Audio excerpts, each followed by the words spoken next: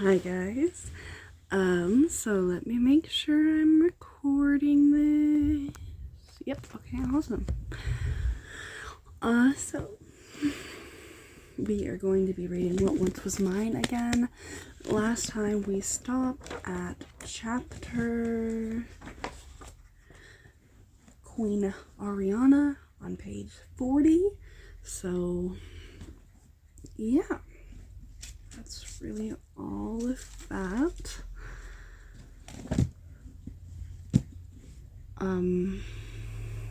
I hope you guys are doing awesome. Waiting to see if anyone wants to pop on. Oh, hi! Who's here? There's someone here. Someone is here. If you want to comment, you sure can. It would be fun. So if you don't, it's okay. But thank you for being here. Oh, hi Aubrey. You're back.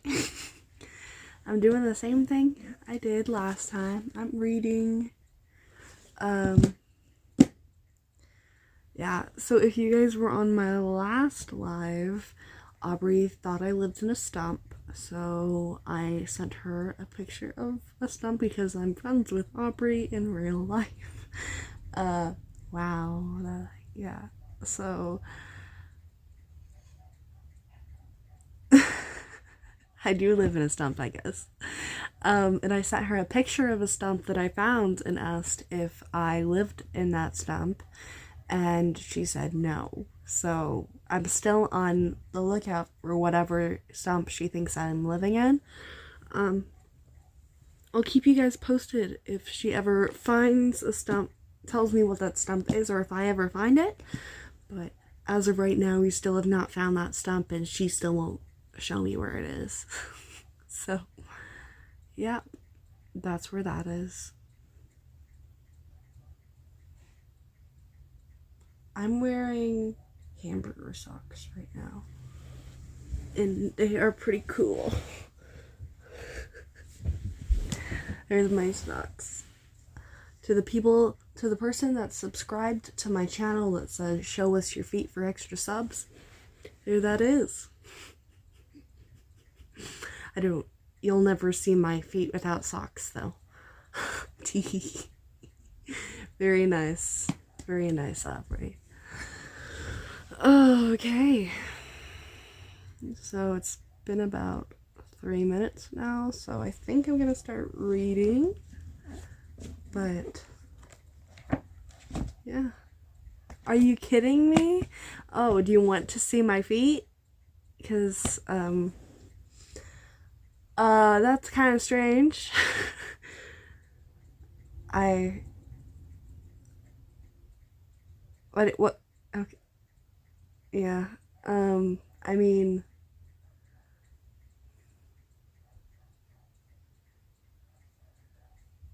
9. Okay, so you don't want to see my feet. Okay, that's good. Oh, no, okay. What are you saying? Are you kidding me for?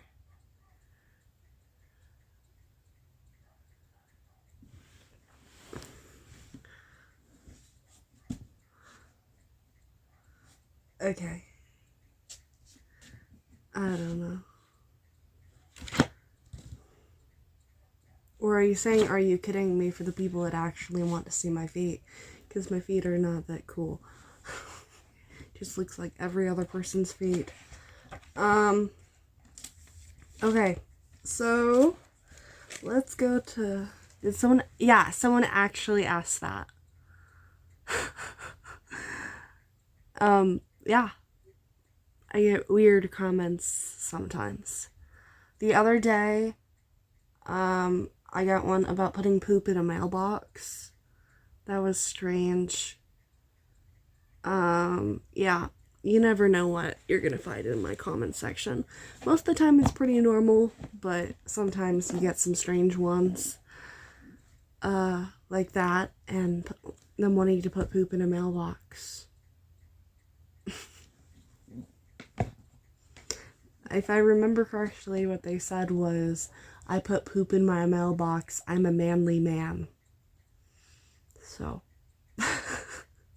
But bizarre, I know. I don't quite understand, but So I'm gonna go to reading now. I'm done talking about the weirdos that want to see my feet. Yeah. Okay, so Queen Ariana, benefit of hope, mourned just as hard as long as the kingdom would expect her for the loss of her first, and in all likelihood, only child. Of course, no one but the king and their closest advisors, and that one guard, that one guard thing he did to make sure that we knew that that one guard also still knew. It was very important to the author. Knew the truth, and how her mourning was different from that of the woman whose baby had actually died. She had chosen to give up Rapunzel. The princess would grow up bathed by someone else, having her hair brushed by someone else, being taught to walk, run, sing, speak, everything by someone else, another mother. That mother would nurse her, feed her, dress her, sew her little flowers on her dress, and sing her lullabies at night. The queen could scarcely move off her bed, and sick with longing and sadness was she. Signor Daltor Alzi suggested that they encouraged Ariana to get a hobby and distract herself. Maybe a dog. A tiny fluffy one. The king said no. The priest suggests that the queen bury herself in good works and prayers. Maybe the donation of a nice new wing at the kingdom's second largest church would help. The king said it was a nice idea, but it wouldn't really fix anything. Old Nana Beth suggested that nothing could cure a mother's loss, even those who lost child after child for starvation, disease, and foreign wars never grew used to the heartache of each passing. The king said no, that couldn't possibly be true. Please, he couldn't bear it. As for Ariana herself, when she could no longer bear the hole in her soul, she begged Corporal Tregberg to secretly take her to see her child. She tried to dissuade the queen as much as her station allowed him to. The guard had a fine, strapping nephew of 10 and beautiful and clever nieces of 15, but he had lost another niece who came into the world already dead. That's kind of sad. When I say kind of sad, I mean really sad. That would be really disappointing. Oh, poor people in this book. They're all sad. Mostly they were healthy, happy family, but her sister still put flowers on her sunny spot. They had buried the infant, thinking no one saw. Your Majesty, no good can come from this, he said, trying to use the words his sister had suggested. It will not make you feel better, or only worse. Thank you, but it must needs be done, Ariana said, gracious as she was in all things, despite the raw pain on her face and in her heart. Reluctantly, he took her deep into the forest. When the path divided, the woman Gothel was waiting for them. She curtsied low and behaved just respectfully enough, but seemed to enjoy the act of blindfolding the queen a little much. Is this really necessary? Tregberg demanded. He couldn't put his finger on it, but there was something about the woman that made his skin crawl. Ooh. Maybe that'll be a better camera angle. I just realized that the camera angle was not very good. So hopefully this will be a better camera angle.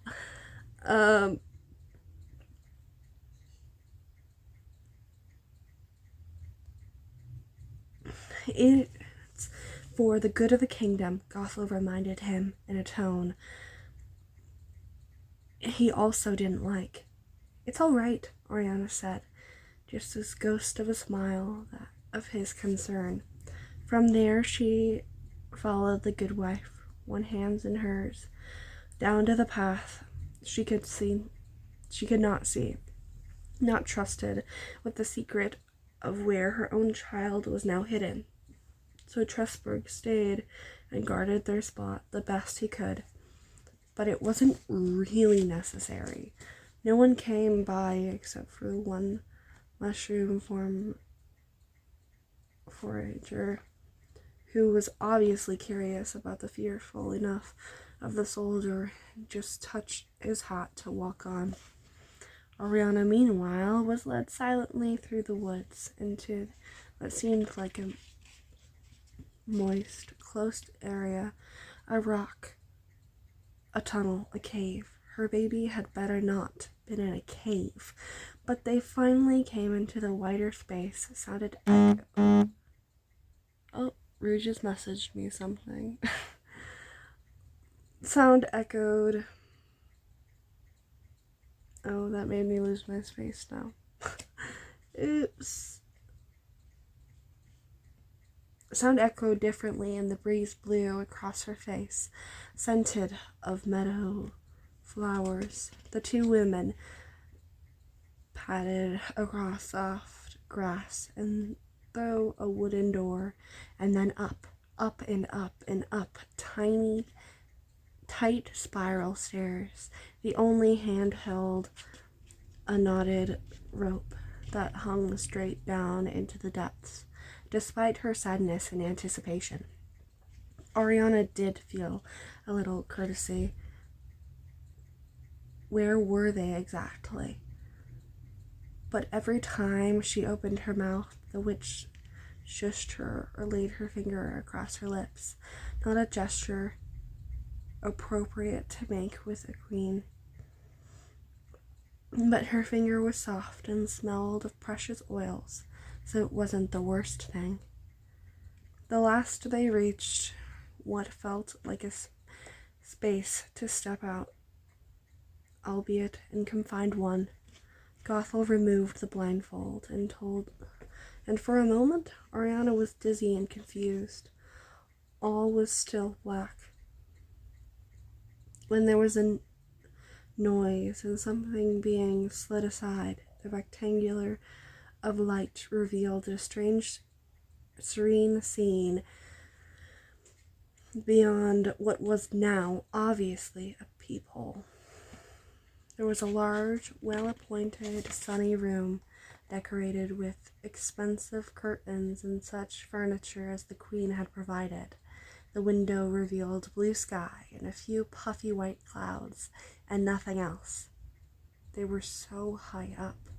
In the middle of the room was a soft bassinet, inlaid Rapunzel, silver hair glittering in the light, bright eyes dancing as she tried reaching for the mobile of a pretty sparkly thing that hung just out of reach. Gothel came into view and picked up Queen Oriana's baby, cuddling and cooing at her. She swayed over to where the queen was hidden and held the happy infant up to, but not facing the slot where the queen looked out. The baby sighed, then threw herself hard against Gothel's shoulder for the sheer delight of moving. "Oh, that's a good girl," Gothel murmured. There, aren't we feisty?" Oriana reached a hand out, only to have it touch the cold wood before her. All energy, light feeling, spirit vanished out of her, down to her feet. She could have collapsed to the floor, but didn't want to miss the moment of seeing her child. When Gothel put Rapunzel down and came back to the hidden room for a queen, Oriana said nothing. She silently wept during the endless descent down the stairs, along the path back to the guard. when she took the blindfold off and it was heavy with tears. Never again was all Ariana said aloud. Without another word, she let herself be led away. Trustberg tossed Gothel a sack of coins, but she caught with an ironically courteous smile.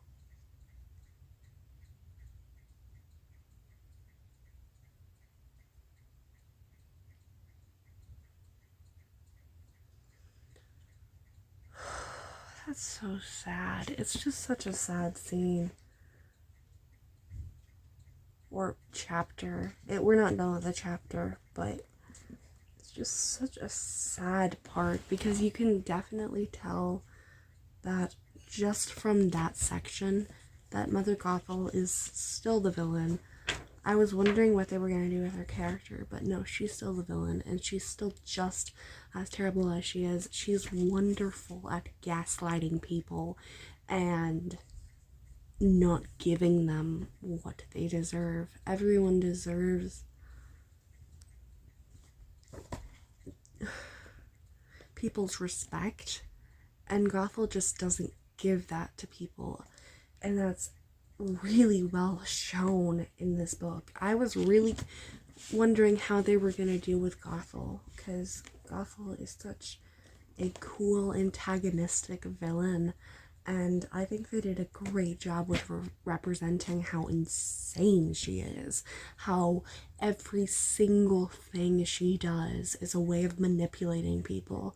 Even in the movie, you can see that, and it's once again done amazingly in this book. And you can see in Tangled the series how that affects people, and how Rapunzel will have nightmares about Gothel all the time, which causes so many different issues in the book, in the show. I won't spoil anything because I don't really feel like I should, because I know many people have not watched the show, but just the story of Rapunzel getting over what Gothel did to her in her own way is just done so well in the show. And this book once again shows how terrible of a person Gothel is and how that affects the people in this universe. And oh my goodness, that was a wonderful part of this chapter. That was really, really well done. Oh, and well written. This author, Liz Braswell, I don't know if I'm saying that right. She's wonderful. I love what she's doing, and I really, really want to read more of her books. So now I'm gonna get back started. Although the visit was supposedly secret from the entire castle, some knew, even without asking, what had occurred. The king said nothing, but held Ariana in his arms deep into the night. The doctor and the priest played a long game of chess. A few hours drew on, casting weary and sadness looks. Oh, and saddened. I was wondering why the grammar was wrong. Okay, casting weary and saddened looks over the royal apartments. A month later, Nana Bess had just about enough. She caught Queen Ariana gazing out of the window at the same servant's children playing in the courtyard, the strange look in her face. The old servant sensed this was a turning point for the beleaguered queen, and approached her guiltily. You know, your majesty, there's many a babe who has suffered the loss of a mother, as well as other mothers who have lost their children. Why don't you pay a visit to the poorhouse and the charity for those who are far more dire straits than you? Or the orphanage? The nuns barely keep it going with such meager funds as they have. Orphans? The queen asked, blinking. We send food. And is it just food you think are allaying motherless child's needs? A nurse demanded, folding her arms. She knew she was pushing it, but she loved her queen and her kingdom, and these were precious moments. Everyone knew how the Countess Bathory had turned out without anyone to talk back to her. Take me to one of those places, the queen ordered, which showed her underlying strength of character and the goodness of her heart. She was not so far gone that her own troubles to ignore the lack of somewhere I'm in her kingdom. At the orphanage, she picked up a baby covered in sores and curled him to her chest, despite the horrified pleading of the nuns and nurses. She looked around at the dimming and dinging room where babies and toddlers were confined, and passed it to an older, unwanted child hung about listlessly. These adolescents were occasionally sent to farms that needed workers or wealthier families who needed servants. The queen's eyes, previously as empty as her heart, were forcibly opened. "This is my cause," she murmured. And so it was.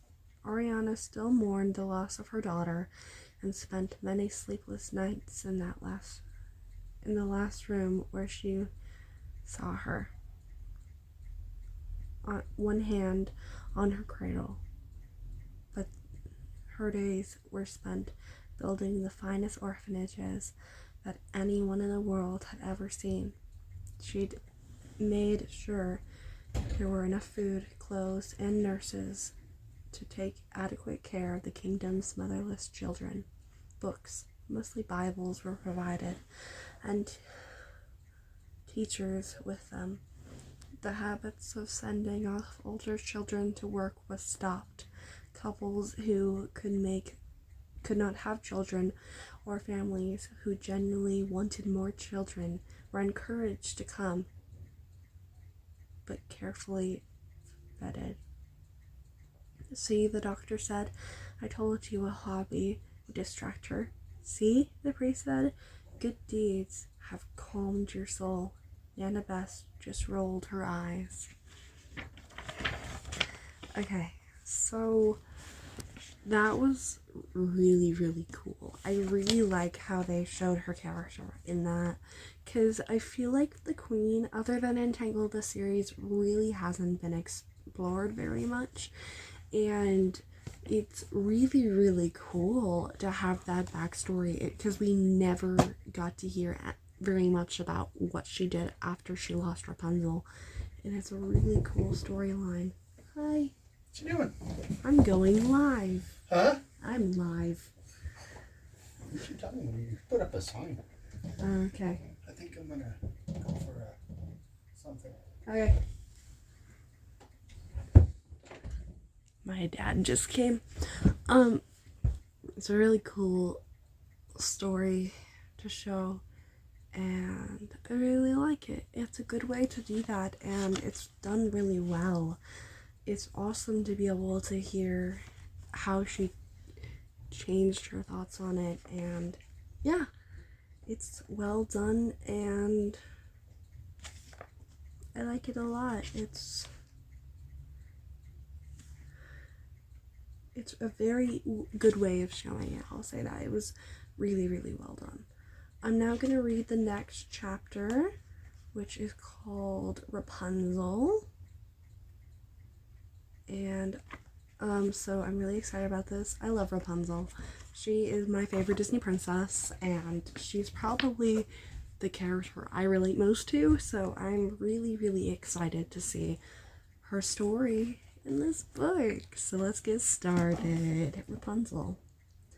It was summer, so the sun appeared in the bottom left-hand corner of the big window in the 6:15-ish.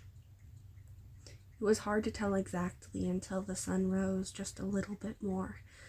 enough to send his beams through the hole carefully boarded through a piece of wood above which the hours were marked off as beautifully painted flourishes. This simple timepiece hung from the ceiling off the stick hammered, sturdily. Yeah, that's what it says. Okay. For some reason I could not read that word for the life of me. I don't know. Because a string would have let it spin, and therefore fail its task of tracking the sun. The wind chimes, however, assembled from more bits of wood and pieces of metal, and shaped and dried bits of pottery, were free to swing and tinkle as they pleased. These were surrounded by celestial bric-a-brac that also dangled from the ceiling and spun with abandon. Also, that the breeze found them papier-mâché stars, comets of honored glass, shards and mirror. A very careful recreated a golden replica of constellation Orion, a quilted and embroidered cloth model of the sun, and several paintings of regular panels hung such that they faced straight down, so that the viewer in bed might look up at them and pretend they were windows of friends deepening on whether the subject was landscapes or faces. Rapunzel woke up to the dazzling, sparkling, gently chiming display and more cheer than anyone really should who had spent the last 6,000 and approximately 900 days in a lonely tower. This birthday is going to be great. I just know it. She only really knew about birthdays because she had read about them in the 37 books she owned. Book number 3, Stories from Rome and the Other Great Empires. Mark Antony apparently had splendid birthdays, and Cleopatra gave him the most cunning gifts. Anyway, they seemed like marvelous ideas, and she had adopted this time of year as her own. Had there been anyone around, they would have... Oh, who came on? Was it Aubrey again? Or did someone else come on? Or is it my dad because he found out that I was live? Because that's another possibility. If you want, say hi. If you don't, that's okay too.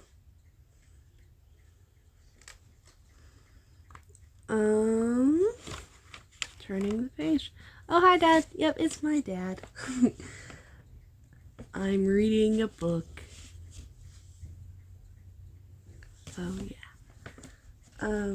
Amazed at the hermit's beauty. For one thing, her cheeks were surprisingly rosy as a girl who had been indoors her whole life.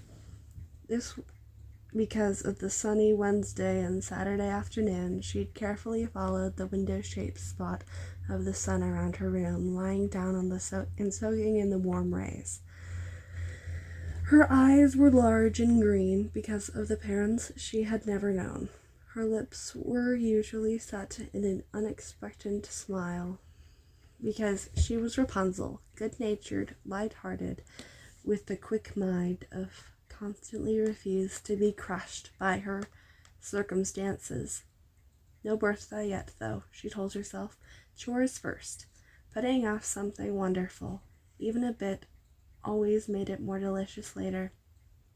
She had sprung out of bed, the ornaments in her hair tinkling and jingling making tiny versions of the noises of the chimes above her. And that was Rapunzel's most striking beauty, her hair, miles of beautiful, sparkling silver hair, bound in plaits and whirls and buns and knots and twists and as tightly as she could manage. Wait, someone else is on now. I know my dad is, but who else came? Who else is here now? Did Aubrey come back? Because that's... I don't know.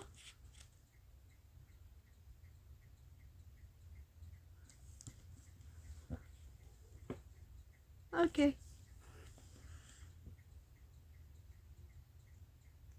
Okay. Oh, it's Mom. Hi, Mom. I could hear you laugh, so. Well,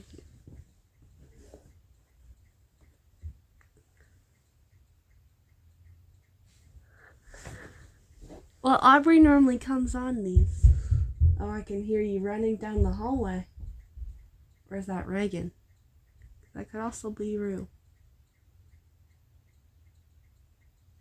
I don't know. Okay. Bounds and plaits and whirls and buns and knots and twists and as tightly as she could manage. Some of the braids were long, they hung in loops, and she put her arms through. They hung the sides of the giant sleeves and triplet of the ancient dress, decorating all of the dozens of charms, also silver, like her hair. But some were exotic stones, like lapis and turquoise. I don't know what lapis is. Okay. Bells, tiny moons, hands, suns, 6 pointed stars, eyes, and anything else Mother Gothel could lay her hands on at her daughter's request. By these amulets, Rapunzel desperately tried to control her hair, bind her hair, dispower her hair, and enchant her magic hair. She has magic hair because she's Rapunzel, and that's how that works.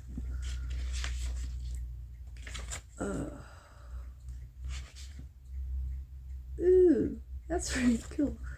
I am seeing how many pages I have left in this chapter because I thought this would be a shorter chapter. Oh, I got 10 more pages. I normally don't like these lives to be longer than an hour, so I normally read 3 chapters, but it might just have to be 2.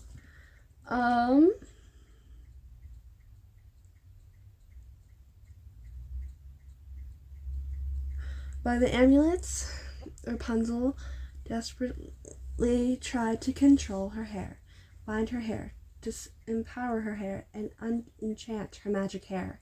10 of the 37 books she had were devoted to magic, sorcery, spells, folklore, the wisdom of the ancient Egyptians, wise men and women before the time of Christ. Sadly, none of those 10 books spoke specifically about controlling magic hair. They described talismans made with a lock of innocent child's hair, spells for love bound with a strand of desired one hair, incantations for revenge involving the braid of the enemy's hair, but nothing about the hair that was in of itself magical. She tried to kerchief around her brow and keep the frontmost strands of her forehead and the tiny dangling bits from annoying her. Then she dove into the morning cleaning, and it weren't many rooms in the tower, which made it easy. but she liked to be thorough. Sweep, mop, polish. Someone is walking very loudly in the hallway across from my room. Someone's stomping. So, moving away from this, I know this is like an audiobook thing, but I personally think it's more fun to just like read and then also talk about what's going on. So that's why I talk about the loud stomping outside my house, and last time the loud car outside my house, because that was a loud car. Phantom is very naughty. Oh, okay. Want to know what he did? If you want the whole entire internet to know.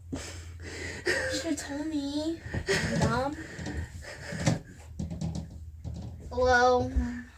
Hello, fellow human beings. There's nobody even watching. Yeah, I know, but there was a little bit ago. Mom and Dad were watching, and Aubrey was watching. Of course. The only people that care. Hi. No one's there. I play Roblox. Oh, yeah, you weren't playing Roblox? Mm, Is that what you wanted to tell me? no. Okay. Phantom was being an escape artist again. Oh, Just say that. awesome. You want to listen to me read or something? Or No. Bye. Oh, okay. Oh, thanks. Bye, peepsels. Even though there's nobody here. Okay. I don't know why you're grunting. Rue. I really hope you couldn't hear that. That was disgusting. If you could, I'm sorry, and I will say excuse her for excuse me? Excuse you. I don't know. Whatever. For her, because that's gross. And she thought it was funny, which makes it worse. Okay. Going back.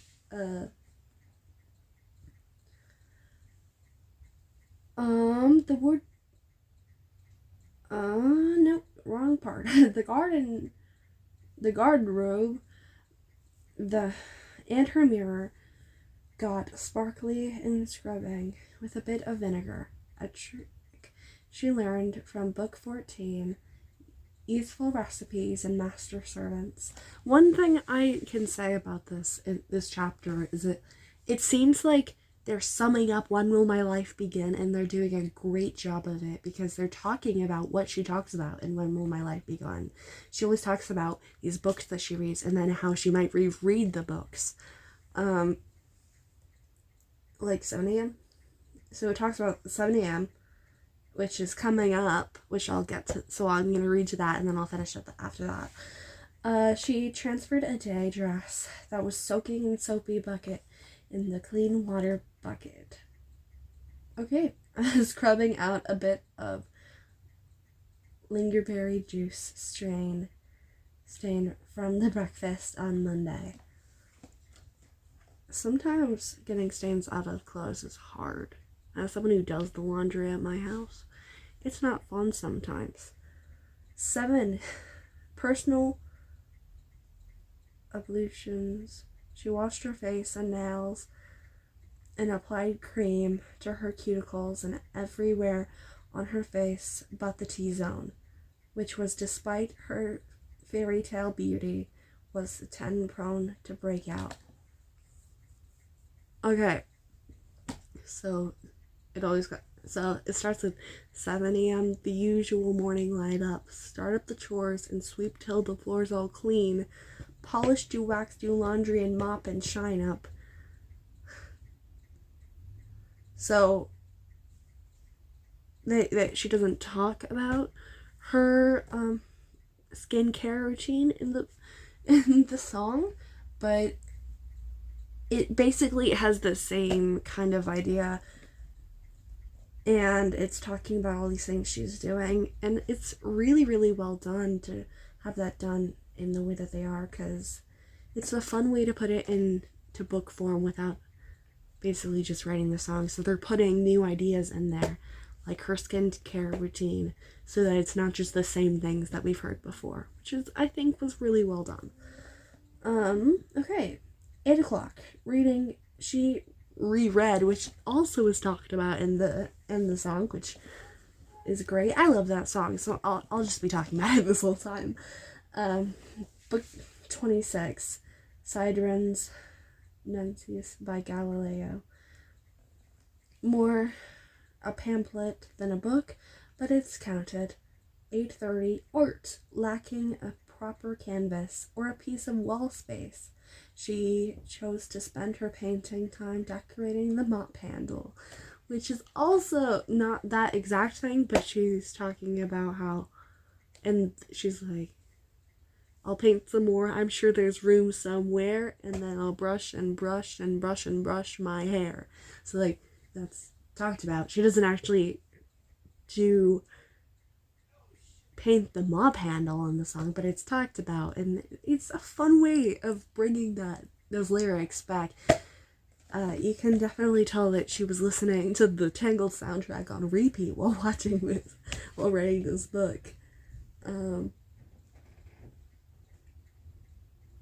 Okay. It might not be dry enough to actually use the next day, but that was alright. Birthday weeks meant an occasional break from routine. That was part of the fun. She took out book 24, Symbols, Runes, and Motifs of Sami people. I don't know what that means, but cool. And propped it open, and she could study the designs while she worked. She didn't copy them exactly, but found them extremely inspirational. The book had runes and enigmatic, powerful gods. She drew lines of girls with long hair and imagined as friends and cousins. The book had pictures of birds that looked like dark messengers. She made her own birds into tiny singers, and she saw from her window, quick and gray, full of no meaning beyond their own world. The book had images of strange creatures with giant, dangerous-looking antlers. Rapunzel preferred the sinuous lines of mink and weasels, and wound round and round, and handle of the mop, chasing the pink frog with absolutely enormous ears. Though it should be noted that she wasn't exactly sure of the physical details of the actual names of any of these animals. She had seen almost none of them in real life, and the illuminations of them in her book, which were often exaggerated and always different. 10 o'clock, preparation for the night's astronomy, which is also really cool. Okay, yes, awesome. Rapunzel knew exactly from when her adopted birthday was coming because of her careful tracking of observations of the heavens. So did Mother Gothel not tell her? Because that was a really good thing to change. Because people always make fun of how Mother Gothel is the worst person in the world for doing that in the movie. Because she just kind of was like, yeah, here's your birthday. These things that you look like the Lost Princess and all these things. You feel like you're connected to the Lost Princess, but that doesn't matter anything. You also have the same birthday. Which is kind of weird, and it was great that they changed that. So cool. Though it should be noticed that, oh, yeah. Oh, I already read that part. Oopsies.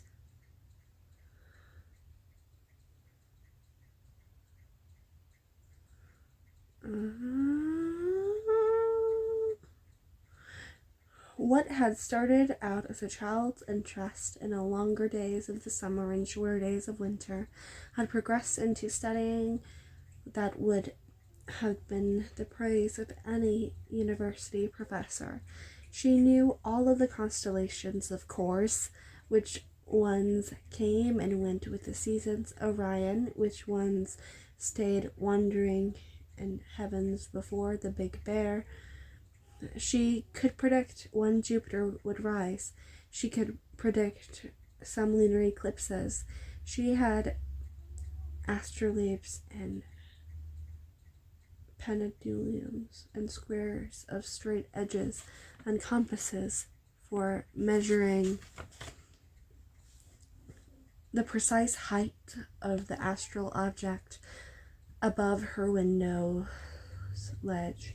Besides the actual science of the math part, Rapunzel had liked creating sensational paintings based on the astrological signs, the constellations that the sun moved through as the months passed, especially the ones said to have sway over a person's life. Among her 10 books of magic was number 5, the Annular Tarot, and it was been her favorite of hers for years, for the pictures as well as the instructions of how to predict the future, until, of course, the tall dark stranger, the finding of the great treasure, and the travels of the misty mountainous lands had all failed to materialize. She still liked the illustrations, though. Tonight, according to her astronomy notebook number 4 of her notebooks, which were even rarer and harder to come by than her actual books according to Gothel, the moon would be new, meaning not there at all, and the sky would be black, but not the stars. And in a few days the floating lights would appear. They came at the same time every year. Even when it was cloudy, Rapunzel could see the telltale pinprick glows of their presence, gold and pink against the clouds, which meant they were the earth, below the moon and stars. And far up the lights floated, and she could never tell. They drifted into indifferences. When her eyes could no longer make them out against the sparkling stellar counterparts, whether they were the natural phenomenon like rain that went the wrong way, or some sort of magma and volcanic spew. Book number 8, Naturalist Historia by Penny the Elder, complete with letters and notes by Penny the Younger, including, of course, the Elder's death by volcano, or something else entirely. Pixels, titans, Rapunzel had no idea. She only knew that they came every year on what she had decided was her birthday. This year she could go to see what they were herself. Okay, so she decided that that was her birthday in this. Okay. Very plot convenient that that was actually her birthday, but you know. Cool. I guess it's an interesting change, but it's not a bad change. This year she would go see what they were herself. Just thinking about that thought caused her, the normally cheery and relentless Rapunzel, to pause, bringing a flush to her face. It was a heady thought, and decisive thought, an incarnational thought. She swallowed and moved on with her day as best as she could. 11 o'clock. Plants. Long accustomed to watching the green world outside, the window ebb and flow of the seasons, Rapunzel had made the bold move some years ago to bring some of them inside. Plants changed and changed the fascination. Change was fascinating when you were stuck in a tower for your entire life, and the shelves around her of her windows. She had nice assortment of well-tended greenery. Some gifted from her mother, and some stolen from the wind and the tower wall itself.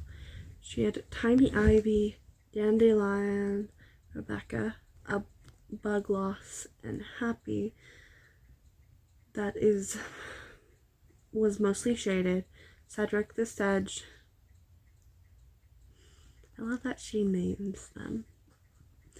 And a host of the tiny vegetal offspring from super leaving and came and went with a month. Most were annuals, but sometimes the onions flowered and they were beautiful, and the red-gowned lettuce made pretty roselets that were fascinating to plant. They were the inspiration for dozens of pastel mandorils in the flower.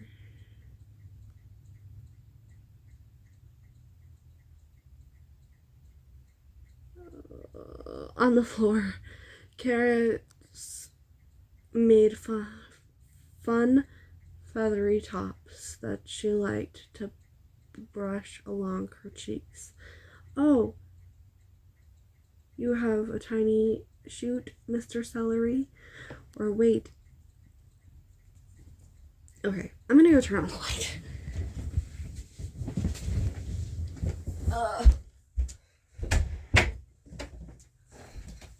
Now it's bright. Okay. I've been wanting to do that and just hadn't done it. And I'm glad I did, because it was hard to read some of the words, which I think is why I was messing up so much. So hopefully that's why. The carrots were fun feathery tops, and she liked to brush along her cheeks. Oh, you have a tiny shoot, Mr. Celery. Or wait, is that a root growing the wrong way?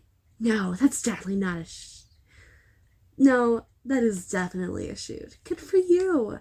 And hello, Dandy. How are you today? Going to bloom and smile for us twice this year? That would be lovely. Etc. Last to check was her namesake, the rampion of the bellflower, Campulia rapaciculus, little turnip. All by itself was a beautiful Spanish clay pot with a bright blue glaze, its blooms and pinky purple stars, tiny little perfect and delicate.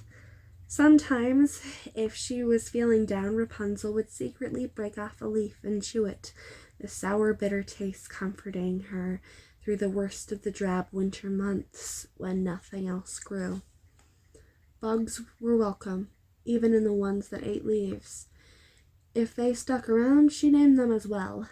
She also named the moose who had somehow made its way up into the tower, into her pantry, and nibbled through all her nuts in a matter of days, but the tiny fluffy-tailed thing left after only a week. She had tried to get her mother to bring back any earthworm or to live in her pots, or a newt, or better yet, a lizard, but despite the specifically witchy cast to her adopted mother physiology, the woman had laughed herself silly at the idea of her hands touching such slimy and noxious creatures. Rapunzel, isolated from gossip and wives' tales and the ridiculous social constraints foisted upon girls, couldn't figure out Gothel's prejudice. These were still just creatures, and after all, the same as the beautiful birds she saw, only smaller and moister. 11:30 morning calisthenics and light exercise. From Book 23, Imperial Armies and Known Worlds and Tactics of Greatest Strategists. Rapunzel had learned all about the Romans' exercise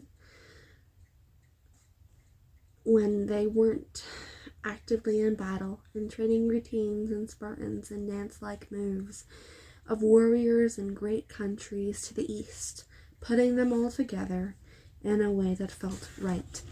Rapunzel stripped down to her undergarments, tied a different kerchief around her forehead, and worked out with a paintbrush and military baton. When you had all the time in the world, you could literally isolate every muscle, feel how it differed from its neighbors, and learn to flex it individually. She could also stand on her right tippy toes for over an hour, eyes closed, which sometimes she did. 12 o'clock snack. Usually a piece of fruit, sometimes leftover pieces of bread or pastry. 12:15, more reading. Today's book, number 13, Brother Gaudi's God of Natural World. Bees were always interesting. 1 o'clock, hair. Once a week, Rapunzel took down all her hair, all of it, undid the braid that could still be undone, uncoiled and matted masses in the back, worked her fingers down to the roots, separated the coils, arranged the treasures, found all the buns and whorls, and brushed it completely from the top and bottom. That was a 6-hour affair at least, but every day she attended to the lengths and still came out easily. The bits and framed her face, and very, very, very longest in the long braids. She coiled under and over her arms and shoulders like a vest. The one that also had a serious transport function. She looked at the fancy powder her mother had given her, into the roots and down the ends, freshening the plumping her tresses. She looked into the somewhat dim mirror to check the placement of all the charms and crystals and the bells. She tucked each to make sure it was solidly and wouldn't come out.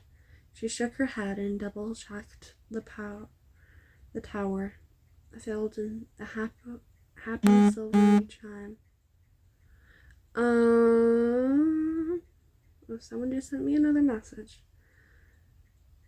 2:30, guitar practice. She was working on a piece on her own composition, sometimes with lots of notes. That was about the sky and birds. She sang along half-formed words she couldn't quite figure out the meaning of yet, and apologized for the nameless medieval composer whose original piece she had stolen bits of. And then at 3 p.m. sharp, French studies until Rapunzel dear, let down your hair. Mother Gothel was home.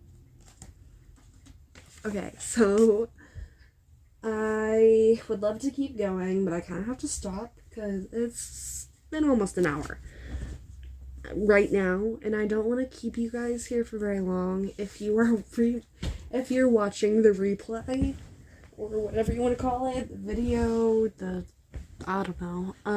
If you're here still watching the video, thank you. Thank you for everyone that came on the live. No one's here right now, but that's fine. Lives are busy on Sundays, I understand.